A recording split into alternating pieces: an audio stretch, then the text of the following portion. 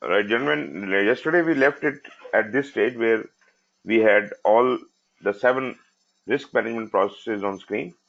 This is one of the diagrams in PMBOK which uh, broadly describes all the inputs, tools and techniques and outputs in each and every of the risk management process.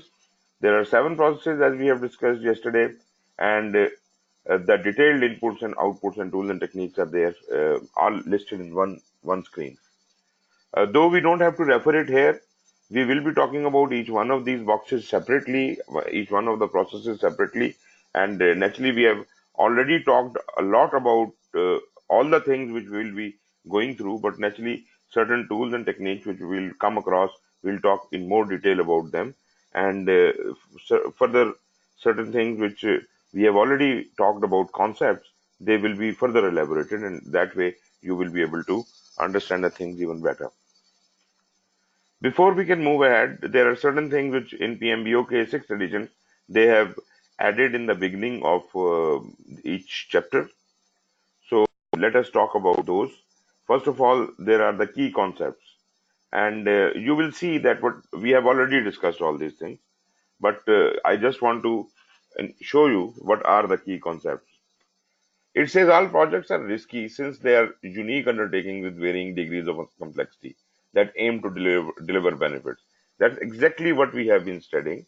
We have also talked about the 2 levels within every project. Each project contains individual risk and overall risk. And we also talked about the individual project risk and overall project risk. Individual project risk is an uncertain event or condition that, if it occurs, has a positive or negative effect on one or more project objectives. But this is a single risk. Overall project risk is the impact of all the positive and negative risks put together as a whole on the project, arising from all sources of uncertainty, including individual risks representing the exposure of stakeholders to the implications of variations in project outcome, both negative and positive. So this was basically the some of the key concepts which we have been talking about a lot already. Then risk will continue to emerge during the lifetime, and that's why we said we have to progressively elaborate. As far as the risk management is concerned, all the processes of risk management are continuous in nature. They will continue until and unless the project is completed. So we will keep even identifying the risks later on. And an interesting thing was, which we also discussed earlier, that in case while we are doing a risk management, nobody, not to mention where we are in the life of the project, but at some stage we realize that our risk management plan is not behaving as we thought it should be. It is not being that effective, and that could be a signal to even readdress the project risk management plan itself. Maybe we have to revise it, maybe we have to change the risk tolerances or risk, we have to go back to the stakeholder to establish if the attitude of the stakeholder has changed, and then accordingly we have to make amendments to all the processes of risk management accordingly. So guideline will actually change. So if there is a problem with the effectiveness of the risk management plan, we can do that also. In order to manage risk effectively on a particular project, the project team needs to know what level of risk exposure is acceptable. So what is the level of risk which is acceptable to the stakeholders for that matter in pursuit of the project objectives? We have talked about the exposure, we have talked about the project objectives, the scope, time, and cost. So it is not necessary that all the 3 objectives are equally treated by the stakeholders. Maybe one of the objective is more important. If there is no priority set in the 3 objectives, then probably they could be treated as equal. But if there is a specific inclination towards one of the objectives, then naturally we have to ascertain how much each objective is important, and that tolerance will be set accordingly according to that specific objective. Maybe the tolerance of scope is less and tolerance of time is more and cost is even further more. So this could be possible, but naturally this has to be based on the stakeholder input. Uh, Something new about the emerging practices. There are some non-event risks. Now they are new. We have not talked about them earlier. Most projects focus on only on risks that are uncertain future events that may or may not occur. That is generally what we do. These examples of event-based risks include a key seller may go out of business during the project. So because of this, this will happen. That kind of, these are event-based. But what are the non-event risks? There are two types of these non-event risks. One is called the variability risk, and the other is called the ambiguity risk. Now, the variability risk is about where we cannot really say that whatever is going to happen is going to be a concrete result, that we will be damaged this much. What we can say, this gives us a variability result, that it can be from this limit to that limit, right? And that limit may even include the positive side as well as the negative side, and therefore the risk is variable. We can't even say it is a positive risk or a negative risk, and it is not associated with some certain event.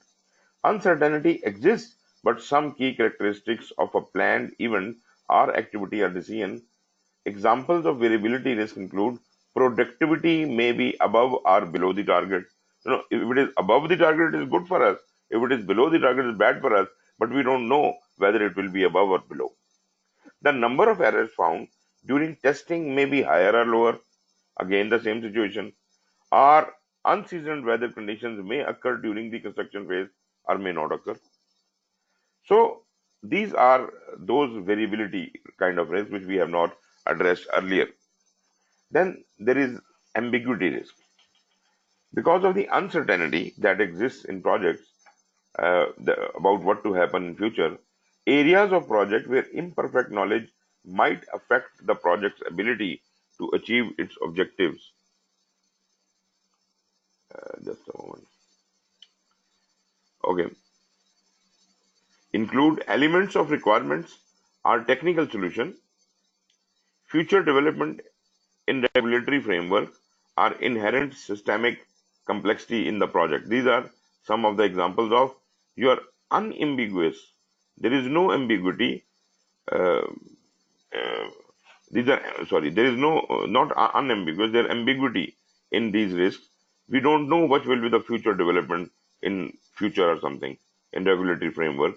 We don't know what are the elements of requirement or technical solution, or there are inherent systemic complexity which we can't conceive right now.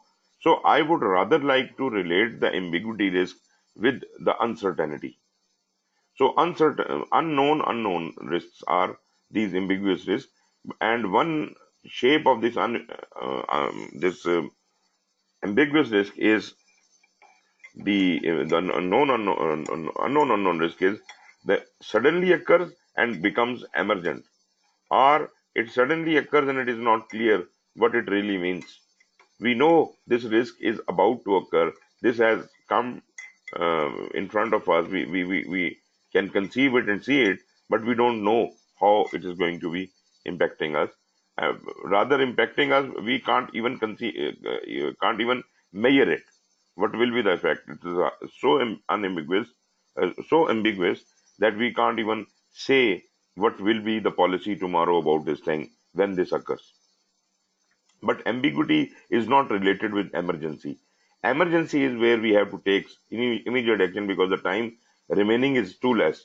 But in ambiguity, we may have a lot of time, but we have no information what will happen in future. But we have an inkling that this kind of risk can happen, and that makes it a known unknown in that way.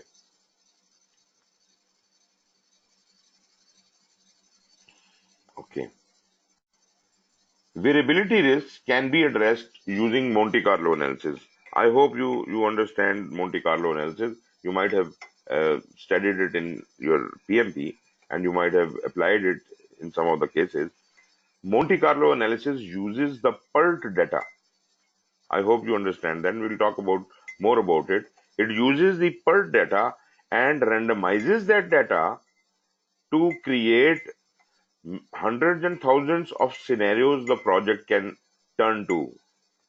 And based on those various scenario results, it concludes that the most likely or the best time, the best possible duration the project is going to take or cost the project is going to take can be, you know, assumed, can be estimated with better probability. You get a good range of variation reflected in probability distribution, followed by actions to reduce the spread of possible outcomes. We also know that this much is possible, and we also know what is the deviation, how much it can increase or decrease.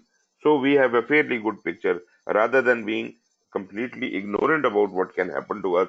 We have a very clear picture through probability, through Monte Carlo analysis, what can happen to us.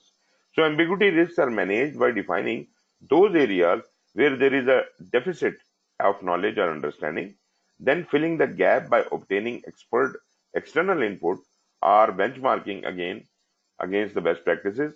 Ambiguity is also addressed through incremental development, prototyping, or simulation. Then is the project resilience. That is the existence of emergent risk is becoming clear with a growing awareness of so-called unknowable unknowns. Unknown unknowns. These are the risks that can only be recognized after they have occurred. This is exactly what you were talking about yesterday, Khayam. This is the sentence you were quoting. Um these are the risks that can only be recognized after they have occurred. Emergent risks can be tackled through developing project resilience. This requires each project to have right level of budget and schedule contingency for emergent risks in addition to a specific risk budget for unknown risks. For known risks. Now, for dealing with unknown, we do already have a schedule contingency. Well, we do plan for it. We do have reserves for that. So unknown is already being treated, but there will be certain risks which will appear on emergent basis, giving you a very small margin to react. So they can be addressed immediately, or they will become issues. So they are known unknowns, but they have revealed themselves a bit earlier, as if you can take advantage of taking some action. Flexible project processes that can cope with emergent risks while maintaining overall direction towards the project goals, including strong change management. So your change management procedure should be very, very close. Actually, if the risk is revealed, unknown is revealed at the very last moment or a few couple of moments earlier than the last moment, this is almost equal. It is going somehow going to blast. It is going to damage. But if it is giving me a small little warning, maybe I can say take some action and reduces, and to cater for such unknown unknowns which give me almost no warning or no warning at all, I should have a very strong change management procedure, change control mechanism by which we, taking advantage of the reserves and the contingencies, we can immediately put the things right. Empowered project team that has a clear objectives and that is trusted to get the job done within the agreed upon limits. Frequent review of early warning signs to identify emergent risk as early as possible. That is your effort, how you can make the unknown uh, known unknown. Maybe it may happen at the very last moment, but you keep trying to identify, to find the early warnings of any such thing in on the radar. Clear input from stakeholders to clarify areas where the project scope or strategy can be adjusted in response to emergent risks. So these emergent risks are sometimes so huge that they can impact your project strategy, project scope and strategy, and not only that, sometimes these risks can even affect your organizational strategy. So such a case is basically uh, for the escalation. You need to escalate those things, but naturally If this damage is occurring immediately and in a short notice, whatever action you can take at your project level, probably you will take and then escalate the issue to the organization. Then is the matter of integrated risk management. Project exists in an organizational context and they may form part of a program or portfolio. Naturally, if you are in a program, then your risks, project risks are also somehow linked with the program, and program risks might have also been identified. So program uh, will identify its own risks, and anything which is not at the program level will be treated as a project risk. So you are supposed to be identifying all the possible risks in your project, and uh, when your risks are known to the program manager and program manager feels that this risk is the same as is given by the other project, so that means that such like risks which are similar in different projects of the program, they will have to be treated at program level, or there could be some explicit program level risks. So such like risks will be taken over by the program manager, and project manager would then be having his own risks to deal with. Same is true for the portfolio level. Portfolio is naturally a strategic level, and therefore portfolio would be more interested towards the investment decision making, and it would be taking care of those kinds of risks. But naturally, those risks can be transferred down, which concern the specific program or the project. Risk should be owned and managed at the appropriate level. If it is a project level, program level, or portfolio level, whichever level it is, it should be properly integrated, and ownership of the risk must be taken by someone. Some risks identified at higher levels will be delegated to the project team for management. Some project risks may be escalated to the higher level if they are best managed outside the project. A coordinated approach to enterprise-wide risk management ensures alignment and coherence in the way risk is managed across all levels. Then are the tailoring considerations. As we have been saying all the time that projects are unique, it is necessary to tailor according to the need of the project your risk management plan. Your risk management process will be tailored according to the need of the project. And what are those needs? The needs are the size of the project, the complexity of the project, the importance of the project, and the development approach. These are the things around which um, the risk management processes will be molded. As far as the project size is concerned, you must ask this question: does the project in terms of scope or team size require a more detailed approach to risk management? Or is it small enough to justify a simplified risk process? So this all depends. If your project is not so heavy, you probably can go for uh, a very simplified risk process in which maybe you can marry them all together. Risk qualification and quantification is done at the same place or things like that. But if it is a more complicated project, it is a bigger project, then probably you will have to do things more thoroughly. Same is true for complexity. Most of the cases, size also contributes to complexity, but there are other factors in complexity. Sometimes, even if the project is not large, but it becomes complex. Like if you have got only 5 days to collect a data from whole of the population of Pakistan. So this is a very small project, but it is very complex because the volume is very much. So project complexity is a robust risk approach demanded by high levels of innovation, new technology, commercial arrangements, interfaces, or external dependencies that increase project complexity. Or is the project simple enough that a reduced risk process will suffice? So you decide what is the complexity level of your project, according to which you will have to tailor your risk management processes. What is the importance of the project?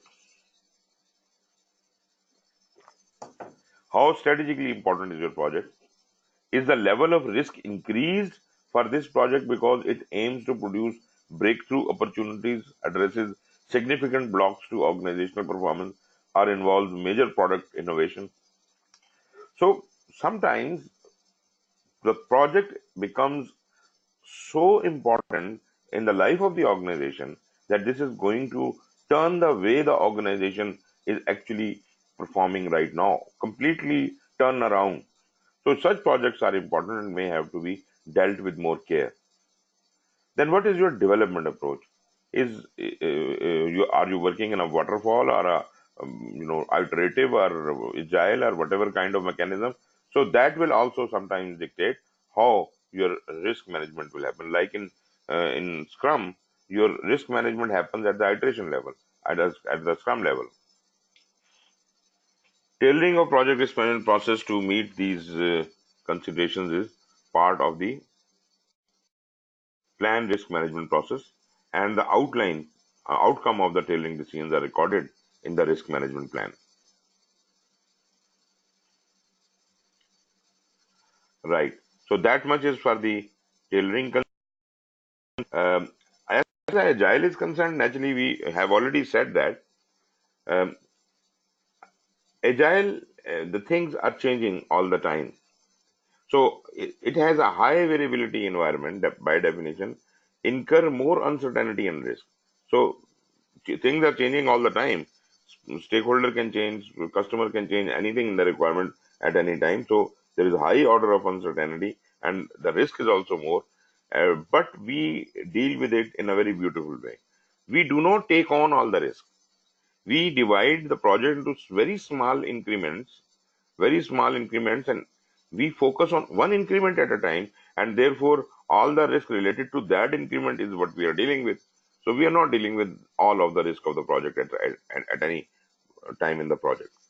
To address the project manage using adaptive approaches, make use of frequent reviews of incremental work products and cross-functional project teams to accelerate knowledge sharing and ensure that risk is understood and managed. Risk is considered when selecting the content of each iteration, and risk will be identified, analyzed, and managed during each iteration. If I have an iteration of 2 weeks, then I am doing that only for 2 weeks. So, and I may have very few tasks to do, maybe 10 tasks, and I'm doing 10 tasks in 2 weeks. And you see, I have only to deal with the risk management of these 10 tasks. Additionally, the requirements are kept as a living document that is updated regularly, and work may be reprioritized as the project progresses based on an improved understanding of current risk exposure. So, this was generally the basics of the risk management. Uh, If you have any questions so far, we can discuss that and then we can move on to risk management plan. Ji All good, sir. Ji Mohit. No, sir. Thank you. Not so far. Okay. Okay. शायद साहब आज आप you are available here today?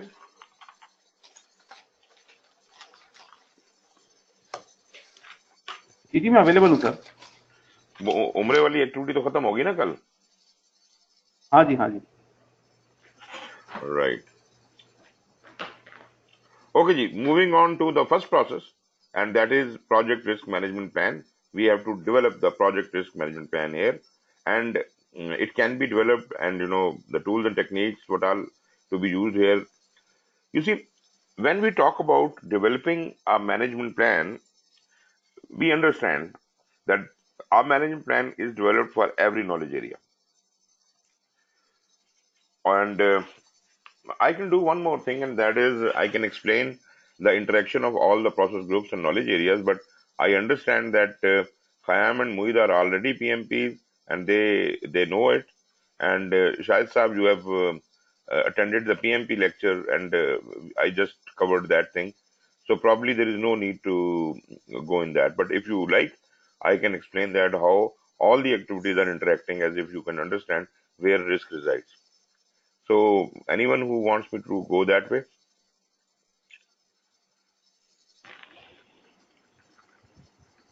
So I'm fine.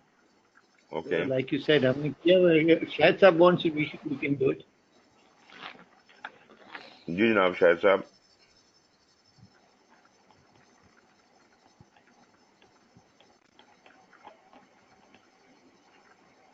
Mohit, are you okay with that? You understand the table of Yes, sir, I interaction? agree there. Yes. Completely understand. Okay.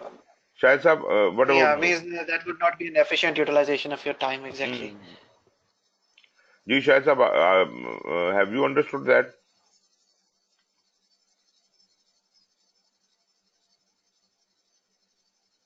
Okay. So I'll take it as a yes, and so we will not go into that detail. But anytime you have any problem in understanding that, I can get back to that, and I can explain those linkages, because that thing is very important to understand how project management actually works. So in this chapter for the risk management process, we will actually I have merged the PMBOK material along with the risk management material, and therefore here we are going to discuss generally these four headings in every knowledge area. First of all, the purpose and objective of the process, the risk process we are dealing with. What are the critical success factors? These are very, very important. I personally feel that if you can understand these critical success factors, this process is no problem for you. That is kind of a KPI. Then the tools and techniques relevant to that this process, and ultimately what are going to be the results coming out of it. So first, talking about the purpose and objective, the objective of plan risk management process is to develop the overall risk management strategy for the project. Naturally, that is the ultimate result we want to achieve. But this process, risk management plan, is basically required for providing the guidelines for all of the processes subsequent to this process. I mean, the risk management processes subsequent to this process. So this is the parent process. This is providing all the guidelines, or in other words, somebody, if you want to say, this is the SOP for risk management. I should not be using the word SOP because SOP means standard operating procedures, and we are not dealing with operation. But generally speaking, to collate it with, as SOP is important to operations, so management plan is important to the plan itself. So risk management plan is going to be providing that kind of guidelines how to go about it. And the important thing is that this will set and devise the overall strategy of risk management for this project. For this project, you might have a risk management policy organization wide. You might have the project management generic policy for risk, how to manage the risk in your organization. I'm not talking about those. I am ready to abide by them. If you have got an organizational risk management policy, if you have got a project management risk management policy or strategy, I'm ready to abide by that. But every project of mine will have a different uncertainty, different way of working, and therefore I will have to devise my own plan, my own strategy for dealing with the risks in this specific condition, in this specific project. So, project to project, the risk management strategy and risk management plan is going to be different. But again, I am saying that we are not saying that we are going to do something which is not in alignment with the overall guideline by the organization provided for doing risk management. Therefore, we are going to abide by that. And in case we do not want to, if there is something in contravene and my project objectives will not be met if I follow that specific policy of the organization, I have to seek special permission by the top level management that my project objectives cannot be met remaining within the policy you have given me. Therefore, I may be allowed to not to abide by the policy for this portion of work. So that way it is possible. This is a special permission which can be granted to you. But otherwise, if there is no such permission, you do not have a standing permission to do anything you feel like. So whatever the strategy you are devising for your project must abide by the generic project risk management policy as well as the organizational risk management policy if they exist. To decide how the risk management processes will be executed, this is all the guideline is to be provided within this risk management plan, and it will also be responsible for integrating project risk management with all other project management activities like schedule, cost, and all that, all the other knowledge areas. It has to peek into them, it has to link with them, and establish the integration. And ultimately, this is going to interact with the integration knowledge area also, which will ensure that everything is properly integrated and risks have been properly identified and taken care of. But remember, so far, when we develop this risk management plan, this is just words. This is just policy kind of a thing. This is just a guideline. Nothing has happened so far. So far, I have not even identified any risk. I established the risk management strategy, I established the thresholds, I established the attitudes, and whatever you need to do for stakeholders, you have to collect the stakeholder understanding of how the risks will be managed. I sat together with them and did all that, and then I decided how the risks will be identified, qualified, quantified, responded to, and so on and so forth. The hows were defined. But actually, we did not know what will be the risks and what will be the responses. We do not know as yet. But we have answered how everything will be done subsequently. This is the risk management plan. So, have an effective risk management requires creation of a risk management plan. As I said, the plan describes how the risk management process should be carried out. Number one, how they fit in with other project management processes, that is for the integration. On a broader level, it describes the relationship among the project risk management and the general project management. So, risk management on one side and all other remaining knowledge areas of project management on the other side, risk management has to be properly integrated and related to each and every of those, because risk will be in each and every of those knowledge areas. The management processes in rest of the organization to provide the greatest benefit. Initial risk management planning should be carried out early in the overall planning of the project. As I said, there will be so many things which will be repetitive in nature, and that is, you should not be envious of that these things are being repeated. Actually, they are burning into your skin. They become your second skin, second nature, and you will never ever then going to forget these things which are being repeated. So, as I said, start the risk planning as soon as possible. Why? You have a reason for that. Because uncertainty is highest in the beginning of a project. As we move ahead in the life of the project, the uncertainty ultimately keeps reducing. Because whatever, say, I have spent 1 month on the project out of the 6 months, whatever uncertainties were there in the first month, some maybe I have planned things or not, but whatever uncertainties were there, all of them did not occur. Some of them did occur, some did not occur. But at least this 1 month is now become a fact, and whatever had to happen has happened. So the uncertainty of this 1 month at least has no more been existing. Now I have to just take care of the remaining work. So overall risk will generally reduce if I start the risk planning early in the life of the project. Corresponding risk management activities integrated into overall project management plan. One thing more, I might have left some doubt in that. If I start my risk management planning process later, then the risks which I have not catered so far, they might have become bigger damaging elements.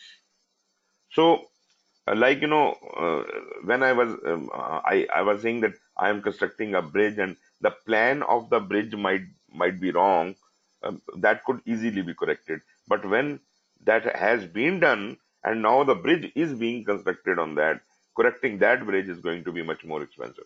That is exactly my point. The later you do the risk management, expensive, it will be more expensive and more harmful.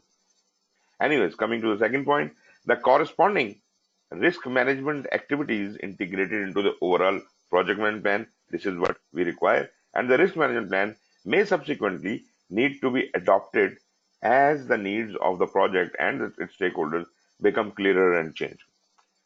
The risk management plan itself will go through changes. The progressive elaboration thing will happen to risk management plan because at the start of the project, even the stakeholders are unable to define what they want, and the needs of the project are also not really very clear.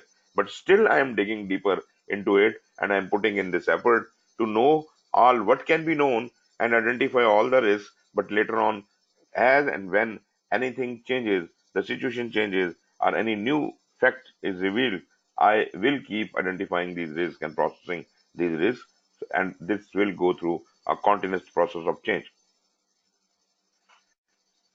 As far as the risk budget is concerned, although the project risk management processes form an integral part of the overall project management plan, a budget in terms of resources, cost, and time. You remember when we estimated, there were three things we estimated: resource, cost, and time. These are the three things which were estimated, and budget is associated with all of these things. For the specific risk management activities should be established in order to better track. If I can ascertain the budget according to the resources, time, and cost, then it will be easier for me to track the project, control the project, and because I have a reason for this budget and the effort has been properly calculated, we can defend the corresponding expenditure throughout the project. Now, if something changes, we can we have a change management process. We can amend any of the baselines, and especially the cost baseline, that can be amended with reason and with permission, and naturally we still will have a corresponding expenditure defended throughout the life of the project. So by maintaining the risk management plan, we are ensuring that the reason is there always to defend our budget, our effort, our estimation. Cost of treating risks themselves should be included appropriately in the project budget. So whatever you spend on the treatment of the risk, uh, is the money spent? Is going to be spent, and we should have that much amount assigned in our budget. So that tantamounts to keeping the contingencies, reserves, and other, whatever you call the workaround plan or fallback plan or whatever. While the risk management plan should describe how this part of the project budget is evaluated, allocated, and managed. The risk management plan will define the monitoring method to ensure that the corresponding expenditures are tracked appropriately, as well as the conditions under which the approved budget for the risk management can be modified. So risk management will have its own budget that in shape of reserves and contingencies or whatever. Or sometimes we also can include the management reserves, though they are not in your control, but this is also kept for unknown unknowns by the management. So you, as a risk manager, in your risk management plan will outline how are you going to keep track of things. You should have an eye on everything which is happening, the schedule variance, the cost variance, and scope variance, and all this that is happening, because that are the most concerned items for me as far as the scope, the baselines are concerned. So I will track all the three baselines, and I will be directly connected as a risk manager. I will be directly connected with those baselines, and as the conditions change, I will make use of the approved budget of the risk management, or maybe I may get it modified. Maybe I need more money for defending my risks. In the same way, the project management is a process of progressive elaboration, and we understand project management, we studied progressive elaboration. Risk is a biggest candidate of this progressive elaboration.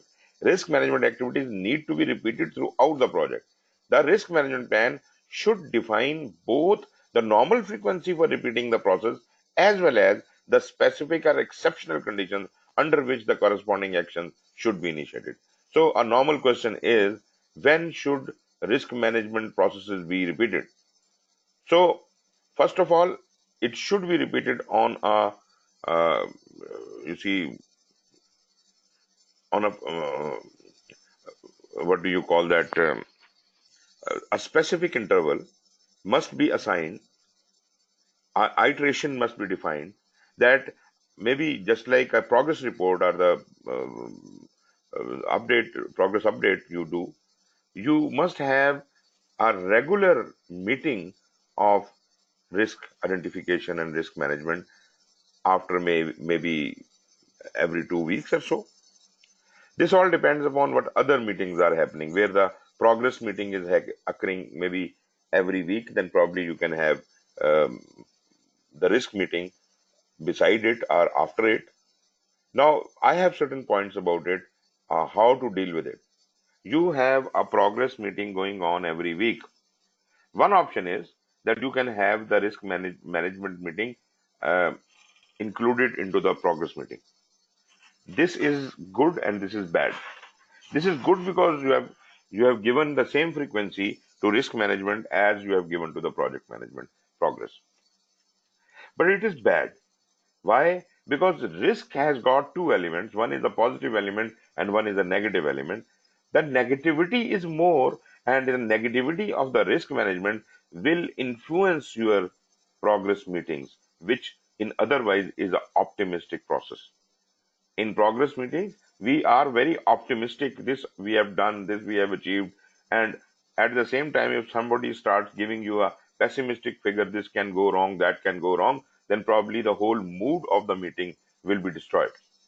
So, looking at that fact, probably the risk meeting should be dealt separately as from the progress meeting. Even if the frequency is same every week, then it must be staggered somehow, but not at the same time. They should not be conducted at the same time. This will protect the mood of both meetings separately.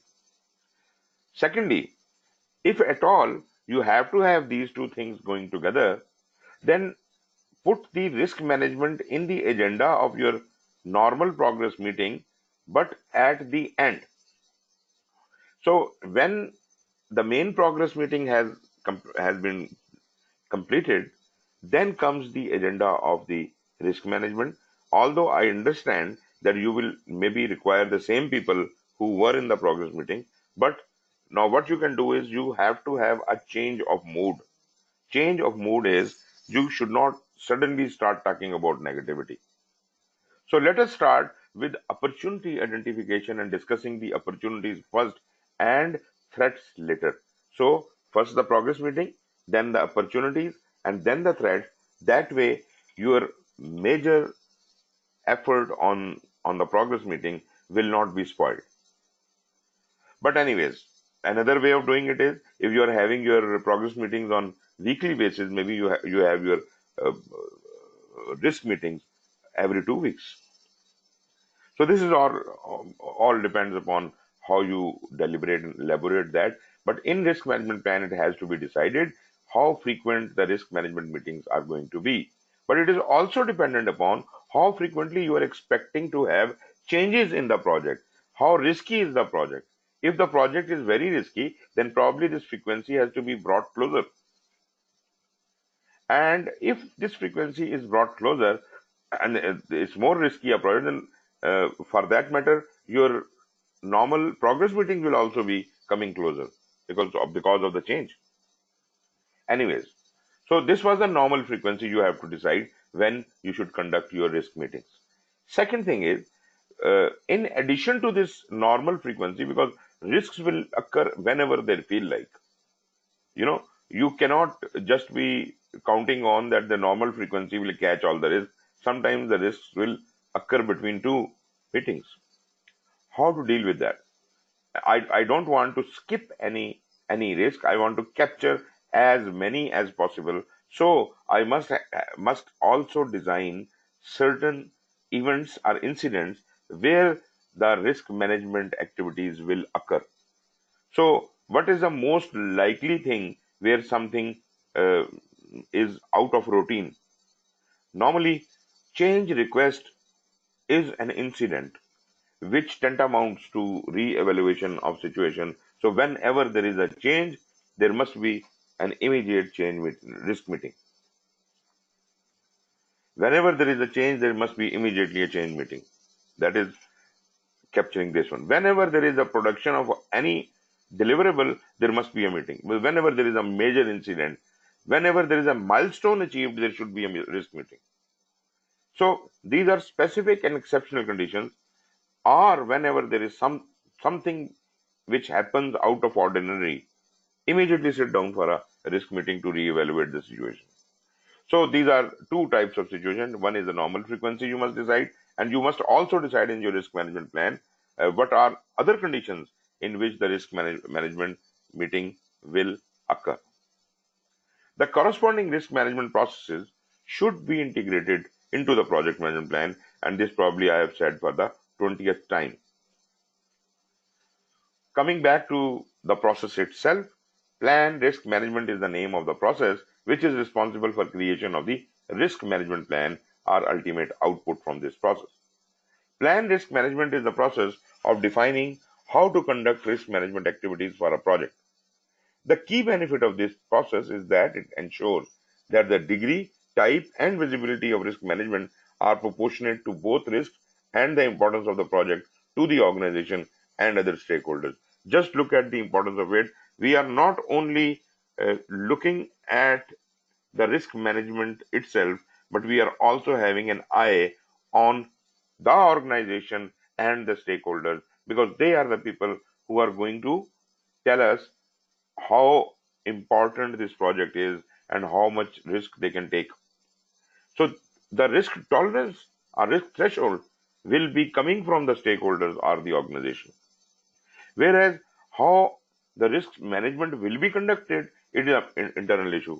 So it ensures the degree, type, and visibility of the risk management. This is to be decided internally, while externally we have to accept the effect of organization and the stakeholders. This process is performed once or at predefined points in the project. Once when we start project as early as possible, for the very first time, it has to be performed once. But at the same time, uh, I agree, if your risk management plan seems effective and this does not tantamount to any change in the risk management plan itself, then probably it happened once and it went out till end of the project. So we do not need to revise the risk management plan. But that is not true. So most of the cases you find that your risk strategy was wrong and you have to go back to your risk management plan and realign the things in there, and therefore this can also be revised. The inputs, tools, and outputs of the process are depicted in the next figure, which I'll show you. This is very simple. For that matter, any management plan is simple because they are similar to each other. You see, just remember, every management plan, when is to be created, it always requires the charter and the management plan and the enterprise environmental factors and the organizational process asset. And in some cases, we need project documents. And that's exactly what you are seeing here. No matter what knowledge area you are talking about, you will always have charter, project management plan, enterprise environmental factors, and organization process assets. And in most of the cases, project documents will also be there. All the 5 items you can see here in the input. Similarly, the output of a management plan, no matter what management plan you are talking about, is that management plan. If it is scope, we are having the scope management plan and the requirement management plan. If it is a schedule, we are having the schedule management plan. So here we have the risk management plan, which is a comprehensive document. Now, what are the tools available? Again, the tools for any management plan will also be similar as far as expert judgment and meetings are concerned. These two things are always going to be there for any risk management. But the analysis may or may not be there depending upon what knowledge area you are talking about. As far as the risk is concerned, the person who is designing the risk management plan for this project must be aware about a lot of technical details about the risk, how the risks must be identified, what are the technicalities, how the data will be analyzed qualitatively and quantitatively, how the stakeholders will be analyzed, and all that. Therefore, he must have that much knowledge, and data analysis is important, especially in this aspect.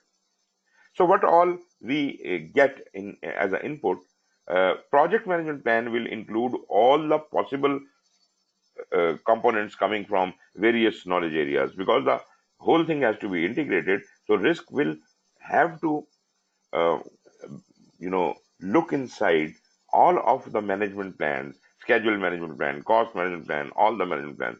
So all the components from the project management plan and the baselines actually also.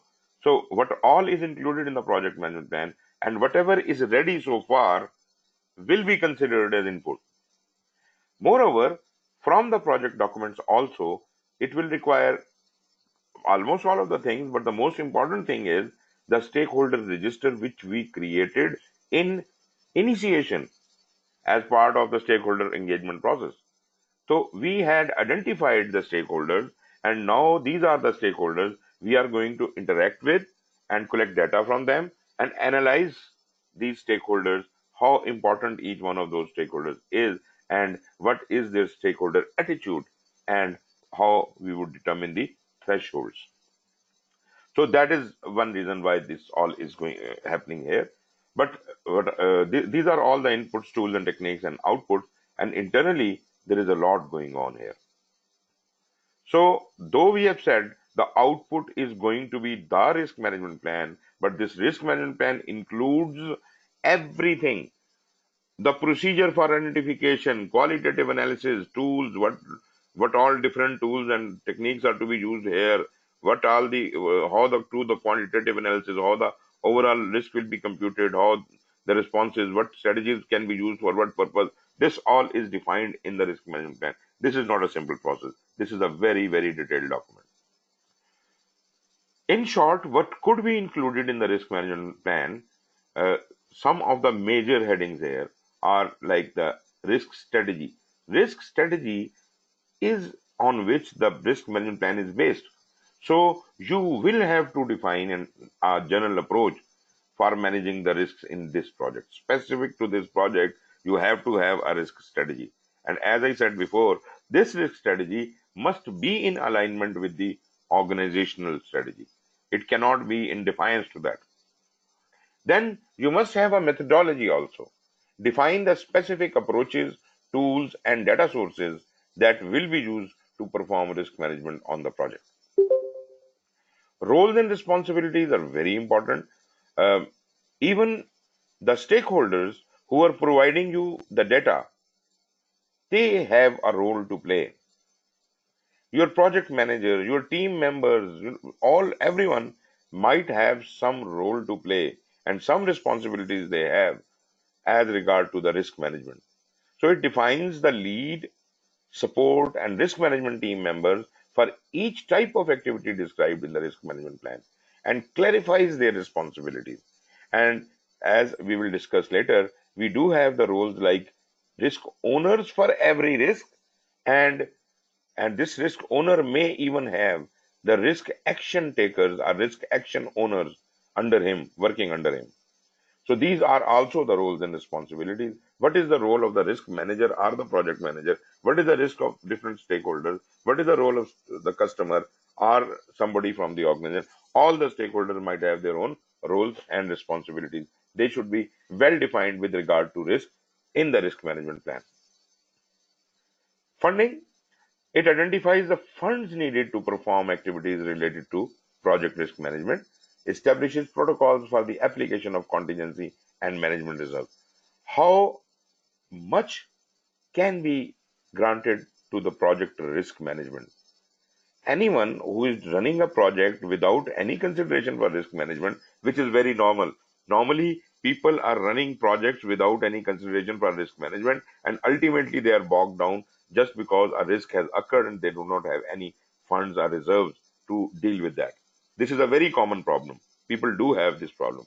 Or, for that matter, they do not keep enough reserves. I have observed in Pakistan Army that whenever we do any calculations, they have a standard figure of 10% reserve, which is not good at all.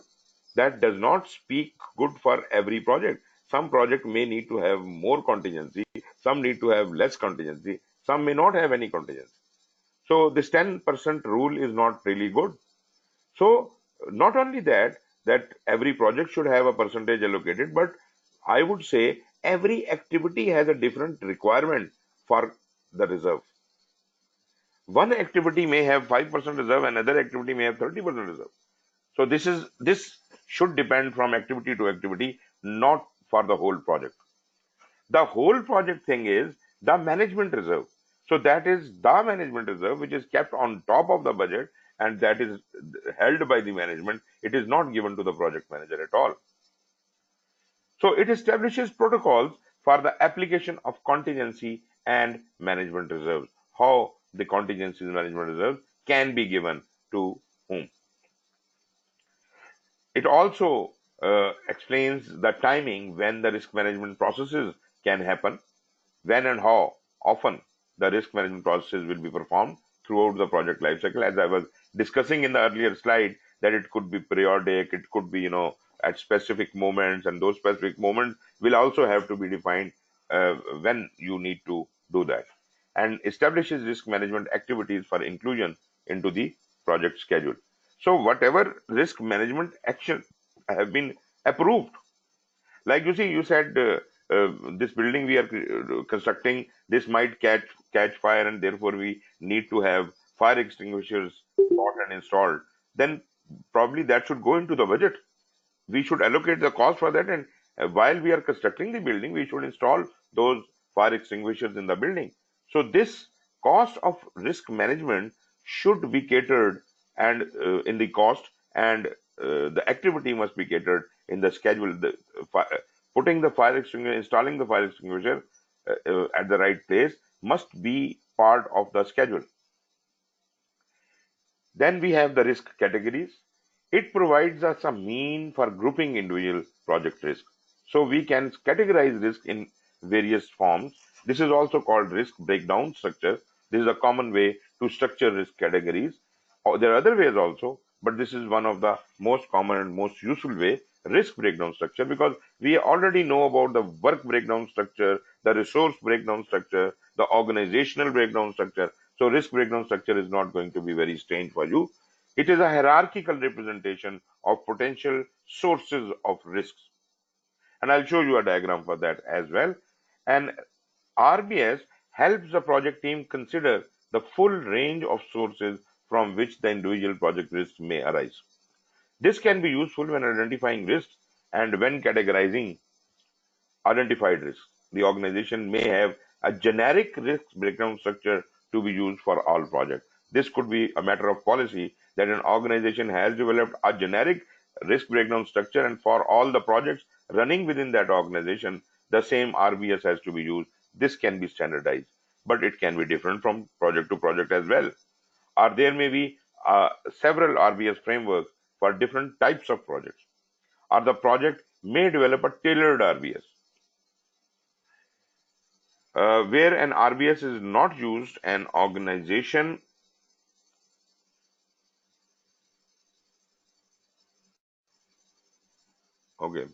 an organization may use a custom risk categorization framework, which may take the form of a simple list of categories or a structure based on project objectives. So this is a makeshift arrangement you can do, but anyways, you need to have some kind of categories to move ahead with your work. Then we have stakeholder risk appetite. First, you understand the risk attitude of the stakeholder. Then you understand how much risk they can easily consume. The risk appetites of the key stakeholders on the project are recorded in the risk management plan as they inform the details of the plan risk management process. In particular, stakeholder risk appetite should be expressed as measurable risk thresholds.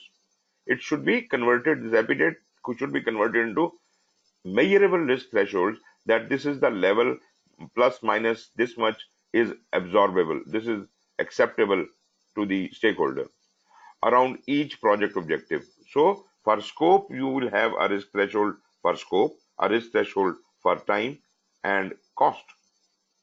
These risk thresholds will determine the acceptable level of overall project risk exposure, and they are also used to inform the definitions of probability and impact to be used when assessing and prioritizing individual project risks. So the probability and impact will be defined based on the threshold. So if you say that the stakeholder has an acceptance level or acceptance threshold of 10% in time, so that means 10% of time delay does not matter to the stakeholder. So anything more than 10% would be a risk. Anything less than 10% is the appetite of the stakeholder. So this is what he can tolerate. Definition of risk probability and impact. The impact levels are specific to the project context and reflect the risk appetite and threshold of the organization and key stakeholders. As it was said earlier in the previous definition, the project may generate specific definitions of probability and impact levels, or it may start with a general definition provided by the organization. The number of levels reflects the degree of detail required for the project risk management process, with more levels used for a more detailed risk approach, typically 5 levels, and fewer for a simple process. Let us go and see that in the 11.1 table, which provides an example of definition of probability and impact against 3 different objectives. These scales can be used to evaluate both threats and opportunities by interpreting the impact definition as negative or threat for threats and positive for opportunities. Okay, before I can move on to that table, because that table 11.1 which I'm going to be showing you is actually about the qualitative risk analysis.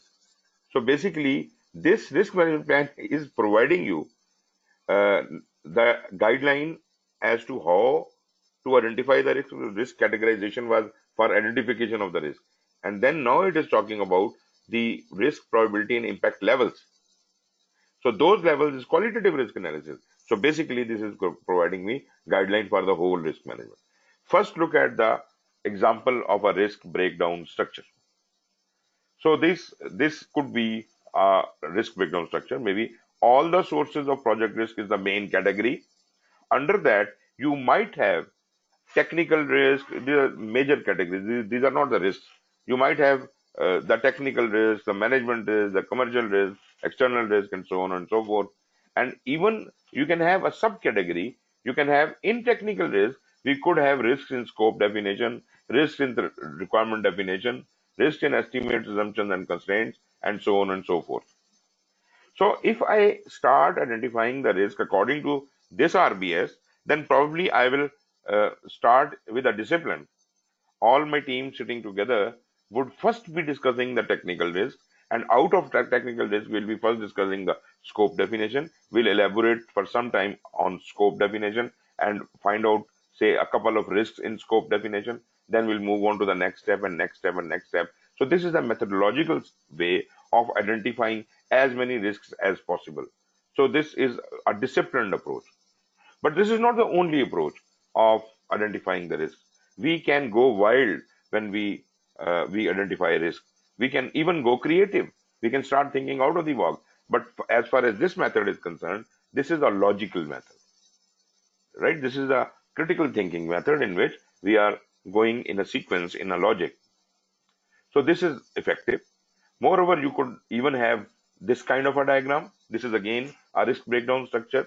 In this example, you have got risk divided into technical risks, external risks, organizational risks, project management risks, and then the subcategory are like requirements and technology and so on and so forth. And then you can start pinning risks under each one of these subcategories. And just imagine if you are thorough, how many risks can you identify? Just logically, I'm saying. Still, I have not told you that you go wild, you go creative, innovative. No, not at all. We are just talking about the critical thinking or logical thinking, how many risks can you define? You can define a very long list of risks. We have to be as incisive as possible. Okay, before I can move on to 11.1, if there are any questions, please ask.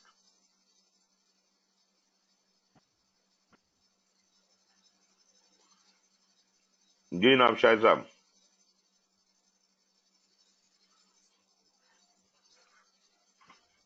Yes, sir, I'm okay.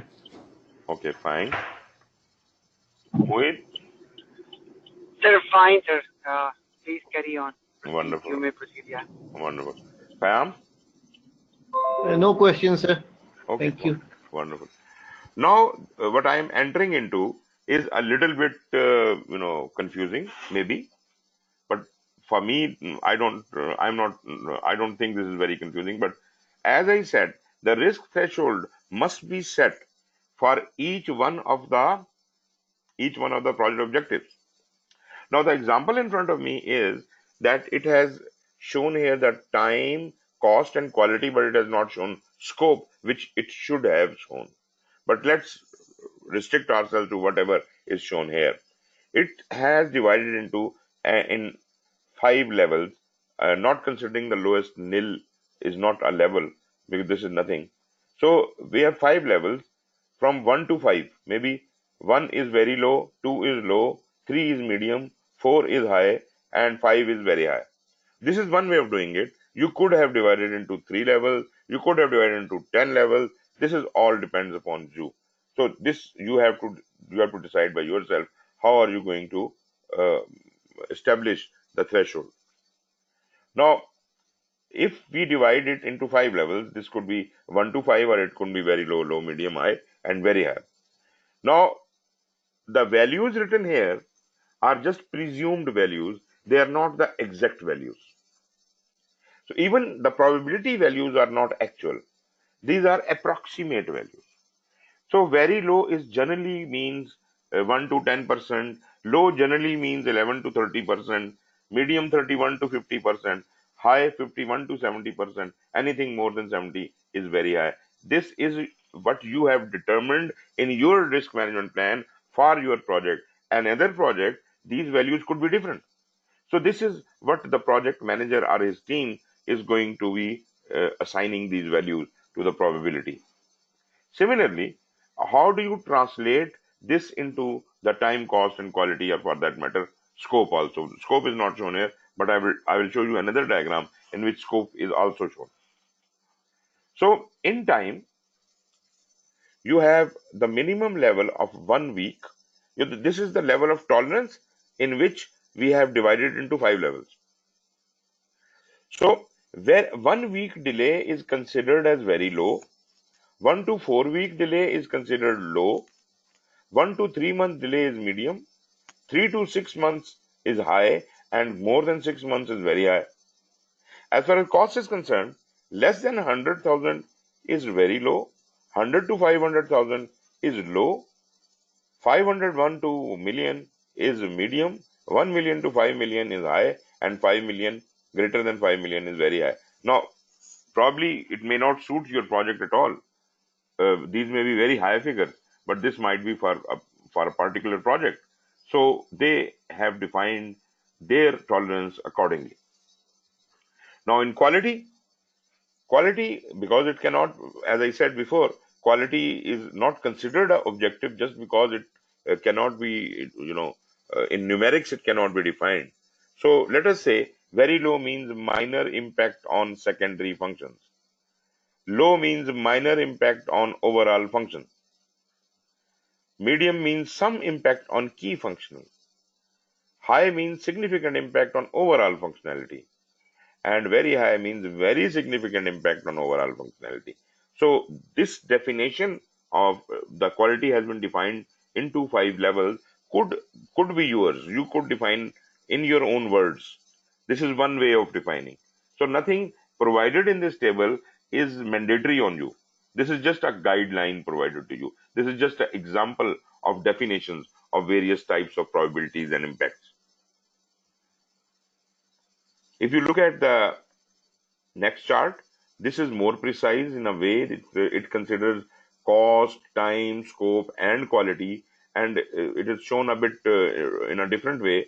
The objectives are shown as rows, and the 5 levels are shown as columns, right? So the percentages it has assigned, very low it has assigned 5%, low it has assigned 10%, moderate 20%, high 40%, very high 80%. So this is a different scale for probability. Now, how do we define the project objectives? So here, for cost, it says if there is insignificant cost increase, it will be considered very low. If it is less than 10% of cost increase, it will be considered low.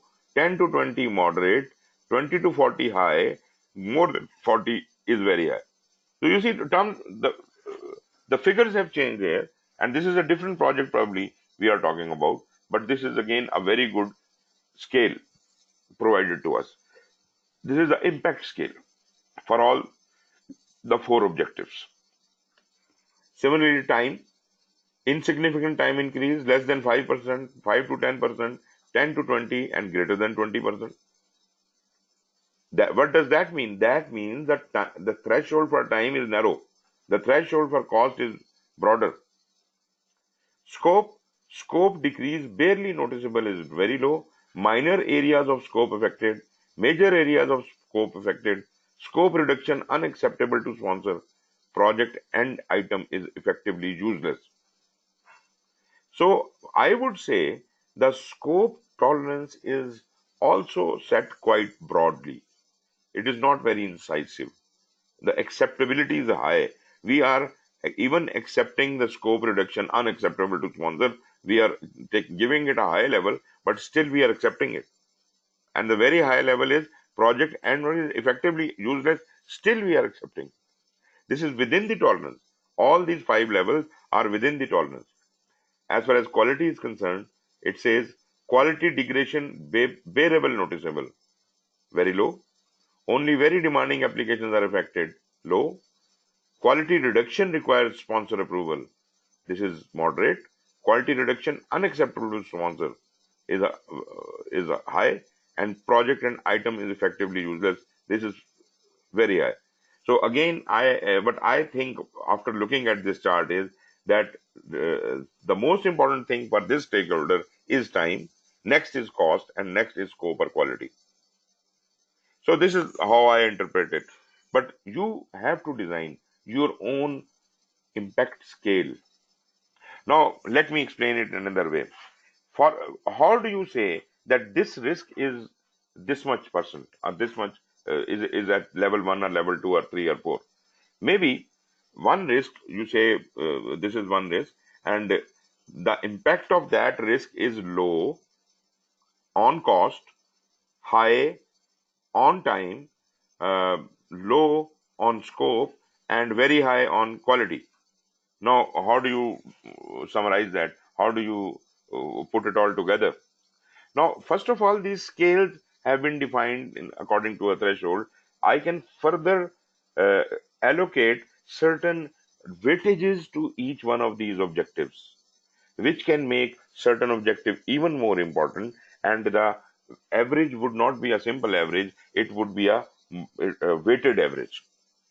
So this could be yet another way of getting a value for a specific risk. So we will have the impact value coming out of these things, and the probability is given on top. So we will always require 2 values for each risk. One value is the probability of that risk, and other is the impact of that risk. And impact, as I said, is on the cost and time and scope and quality, but all of these 4 impacts have to be unified into one figure. This could be a simple average of all these, or it could be a weighted average, but I will have a single figure. So that single figure, these 2 figures, the probability and the impact, have to be multiplied to find the exposure of this risk. The risk exposure is equal to the risk probability and the impact. So this is how we reach the probability and impact matrix. I'll show you the probability and impact matrix. Prioritization rules may be specified by the organization in advance of the project and be included in the organizational process assets. That is the standardized rules in organizational process assets, and they may be tailored to the specific project. As I was saying, that we can tailor the rules for the project as our needs, as per our needs. Opportunities and threats are represented in a common probability and impact matrix using positive definitions of impact for opportunities and negative impact definitions for threats. Description terms like very high, high, medium, low, and very low are numeric values can be used for probability and impact. So whatever method you use, whether you use very low, low, high, you use the percentage, or you use any numbers. I would like to use 1, 2, 3, 4, 5. Probability I also count as 1, 2, 3, 4, 5, and impact also I count as 1, 2, 3, 4, 5. That is much more easier than that. But whatever method you use, whether you use a fake percentage, because the percentages being used here are fake, they are not actual percentages. They are just approximations, a very broad approximation. So don't be confused by 10%, 15%, 20%. These are not actual percentages. These are probable, what you can say, this is a kind of just a guess, approximate. Okay, an example of probability and impact matrix is given on the next diagram. Okay, look at this diagram.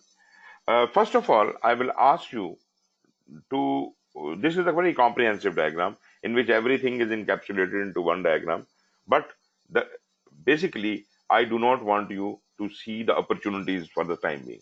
Forget about the opportunities. The right half of the diagram, just don't look at it. Forget about it. Just look at the threat portion, which is showing the negative impact.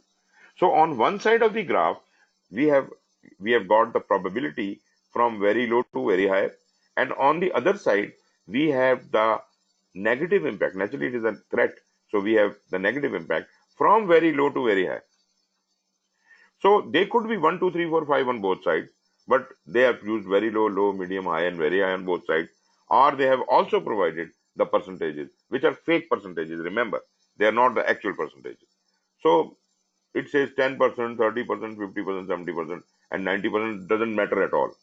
But if at all you decide to use whatever numbers, these percentages are numbers, they will have to be multiplied. So when I say very low on probability and very low, then probably 0.10 is multiplied by 0.05. That gives us 0.015. So that figure comes out to be 0.01. Right? Similarly, you calculate on the intersection points of these each, we put in the figures. So far, we don't know the risks. I am just creating this table, and that table is being created in risk management plan. It will be used when we are doing the risk management, but when we are doing the qualitative risk analysis. But for the time being, this table has been decided beforehand in the risk management plan. So we have created this risk management plan. This table. So you see all the numbers are allocated here. Now, if you also want to see the opportunities beside it, the good way of doing it is to put it on the right hand side in such a way that it is a mirror image of the threat, in which the positive impact is shown from the right as very low towards the left as very high, as if the very high of both threat and opportunity, the negative and positive impact, both are in the middle, side by side. So there are the same figures on the positive side and the negative side, but you see in the middle top, you will have the highest figure coming up. 0.72 on both sides is the highest figure.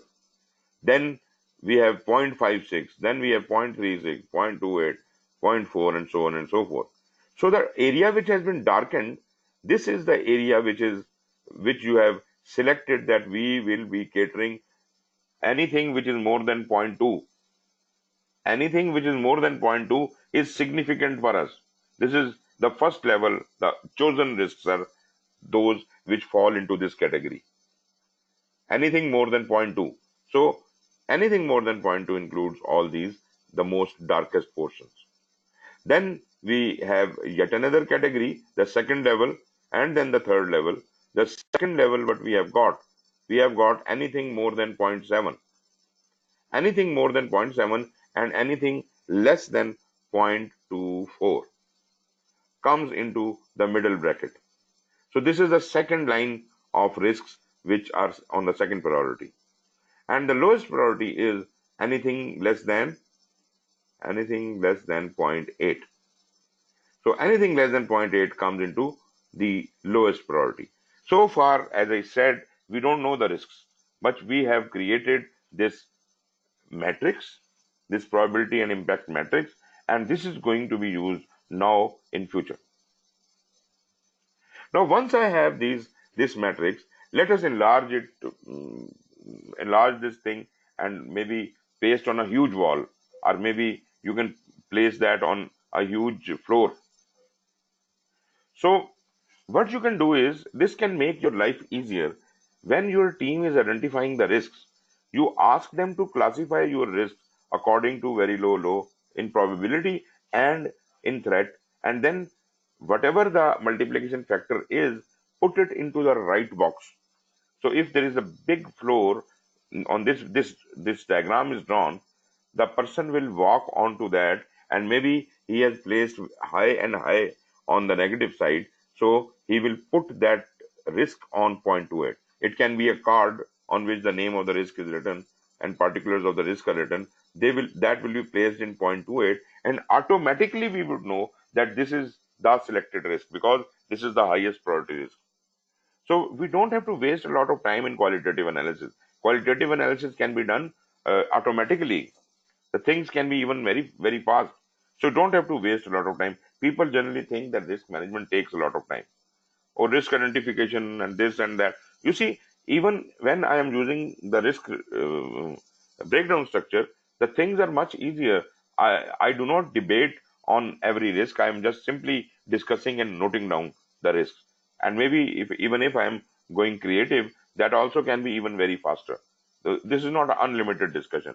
So this can be very fast. Risk identification and simultaneously risk qualitative analysis. And once the qualitative analysis is done, and then those risks which have been brought onto the darkest portion, if I can just pick them up and take them away for my quantitative analysis, then probably things are much more easier. Here I would like to give you yet another example how these risks are sorted. Although I usually give the example in my qualitative analysis, but because we are already talking about the qualitative analysis, okay, for example, the risks you have identified are not risks, they are stones or various different sizes. Sizes and weights, they are stones of various different sizes and weights. So a risk is probability multiplied by the impact. So size multiplied by volume probably will size multiplied by the weight will give me the impact of that. So there is a huge heap of stones lying in front of me, which includes small stones and large stones. Some are even very small stones, some are very large stones.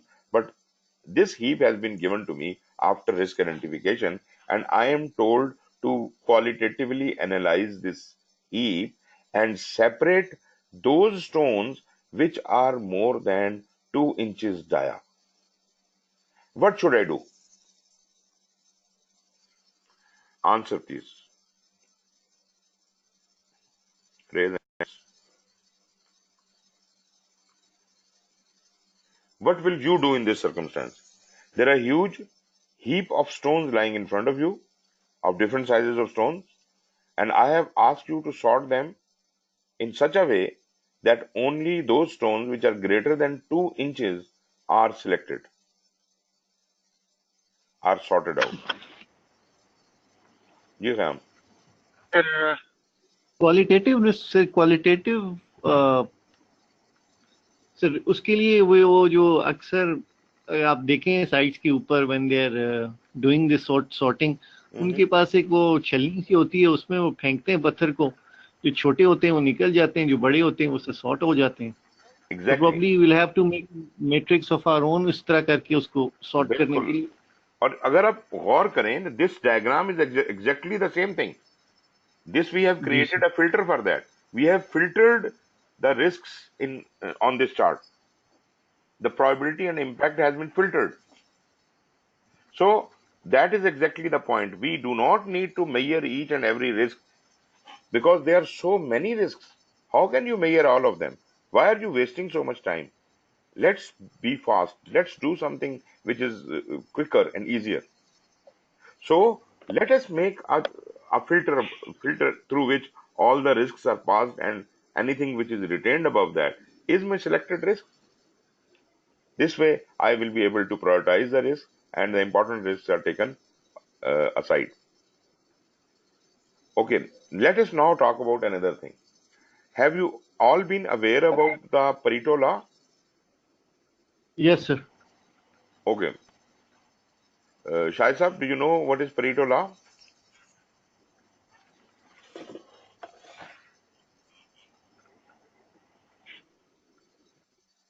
जी शायद साहब, mic आपका on नहीं है। मोहित, आपको तो पता है ना Pareto principle or Pareto law, whatever you want to call it.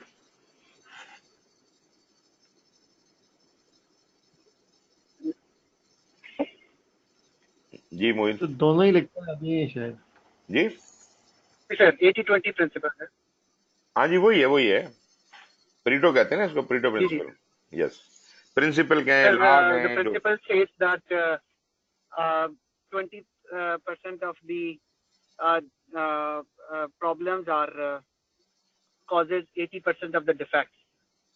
Okay, so So basically yeah, 20% of the things are responsible of 80% of consequences, right? Yes sir. Okay, so if I say this is just an approximation, this is not an exact science that it will be always be 20/80, but generally speaking, I would, if I say the most of the things are causing, some of the things are causing most of the consequences, that is exactly what 20/80 means. So in this case, we have a heap of stones, and the stones which are larger in size are fewer than the stones which are smaller in size.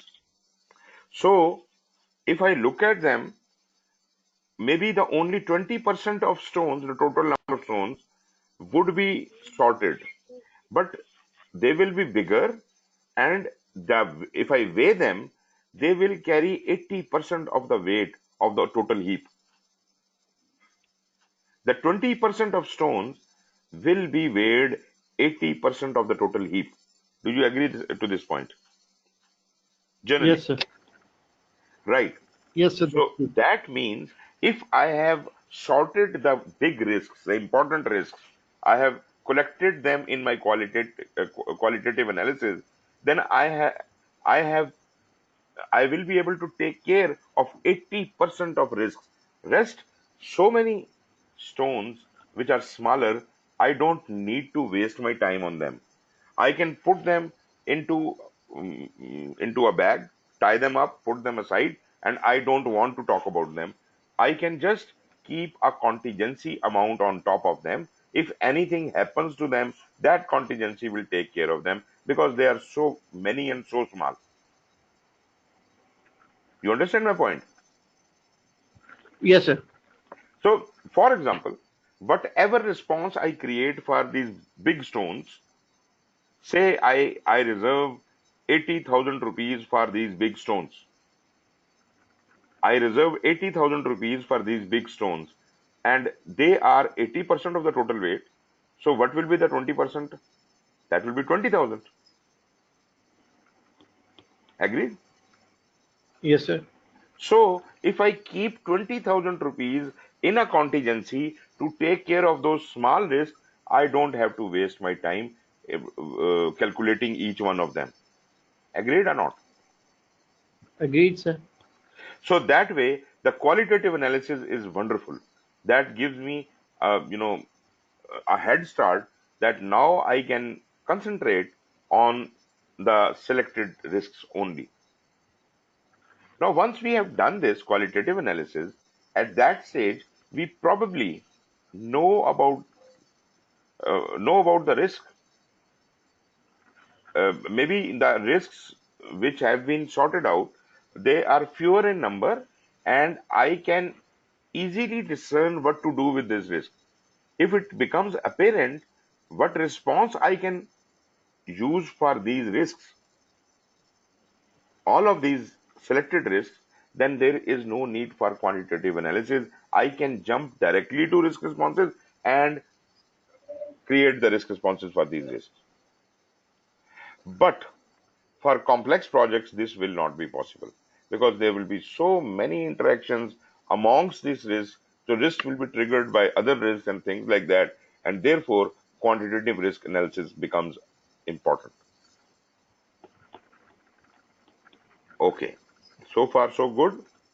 Then we must have in your risk management plan, we were talking about we must have some reporting formats. Reporting formats define how the outcome of the risk management process will be documented, analyzed, and communicated. This is again a very important point in risk management, the communication of risk, documentation and communication of risk. This section of risk management plan describes the content and format of the risk register, the risk report, as well as any other required output from the risk management processes.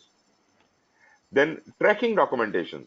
Tracking documents how risk activities will be recorded and how risk management processes will be audited. This also is important.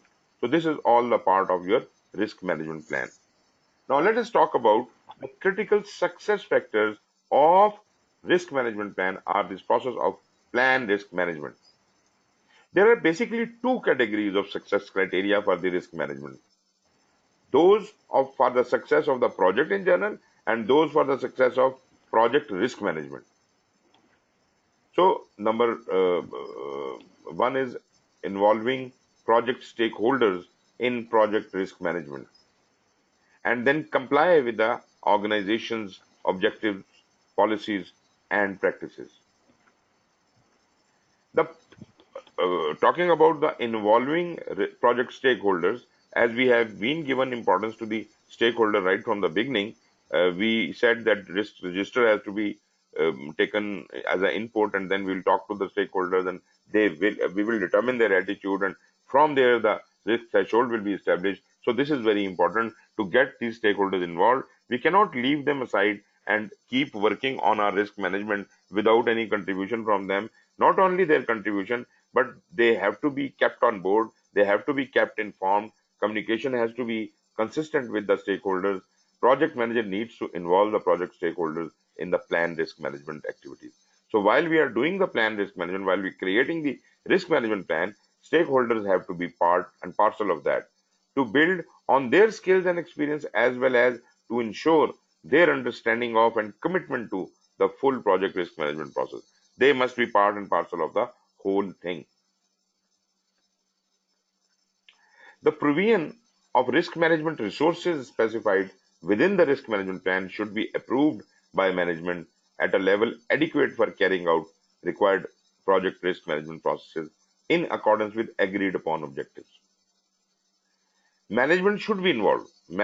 Stakeholder we said, but now we are talking about management. Management is the key. If management is not willing for the risk management, then probably no matter how good you are, how well you are managing the risks in the project, you will not get the requisite reserves and everything. Management would be involved in the analysis of level of resourcing required for managing project risk and accept the risks that may arise from specific limitations based on the provision of resources. I am a risk manager. I set a threshold, and I am very diligently working on my risks. And when there is a matter of releasing money for contingency, management says no, because management is not committed to the risk. They are not bothered about what is happening. So that way, all the effort will go for a success. Disagreements between stakeholders. in the areas of risk tolerance and evaluation measures should be addressed and resolved immediately. Then organizational compliance. The feasibility of risk management planning is dependent upon the features of the organization in which it is carried out. The rules and guidelines defined in the risk management plan should be compatible with the culture of the organization, its capabilities from the point of view of people and facilities, and its values, goals, and objectives. You see, your organization is most important. The project is running in this organization. The risks are going on, the risk management planning you are doing for this project, and this project is aligned with the organizational objectives.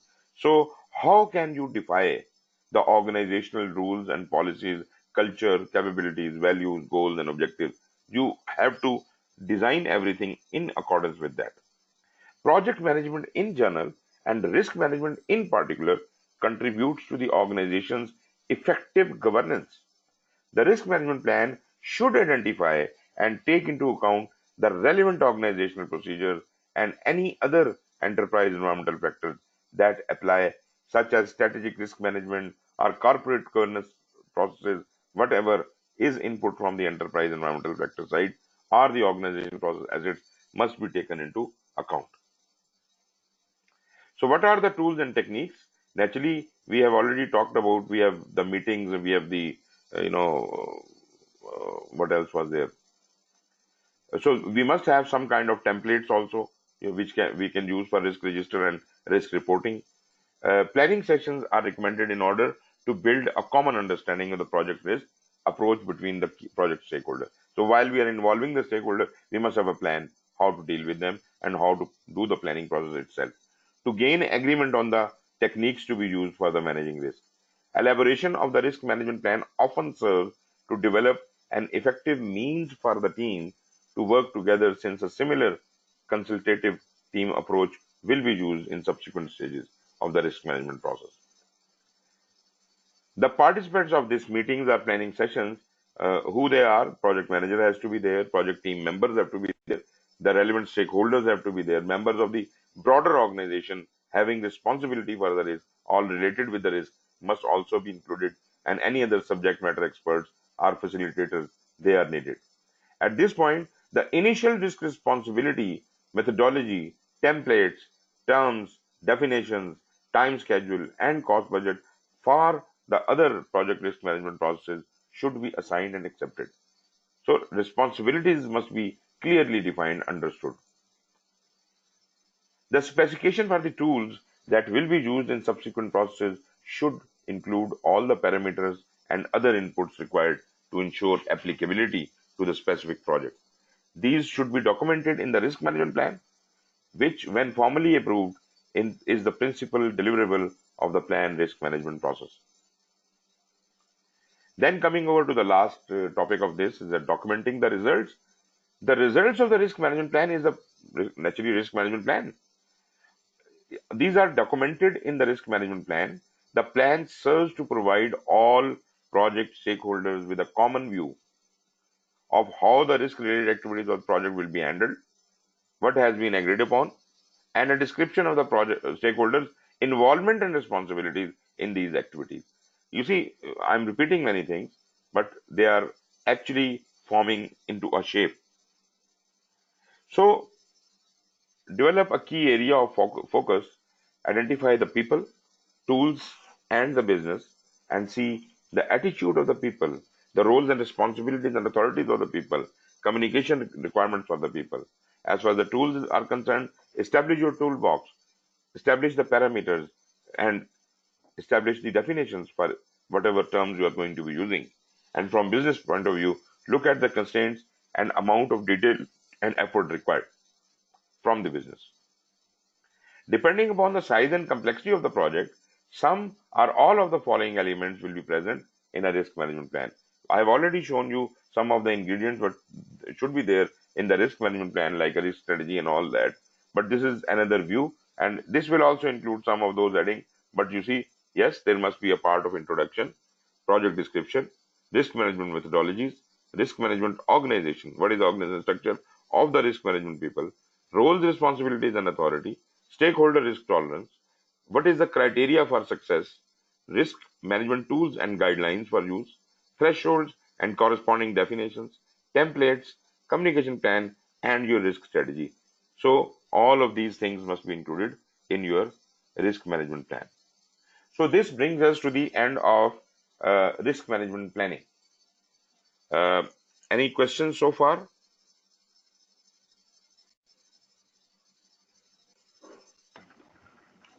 No, sir. It was very comprehensive. Thank you. Yeah, crystal clear that is. Okay, fine. Right, so this concludes today's session. Tomorrow we will be talking about the identification of the risk process. This process is going to be even more interesting because I will talk more in detail about the different ways of collecting data. So let's keep your fingers crossed and meet tomorrow again the same time. Thank you very much and take care. Thank you, Thank you sir. very much. Good night.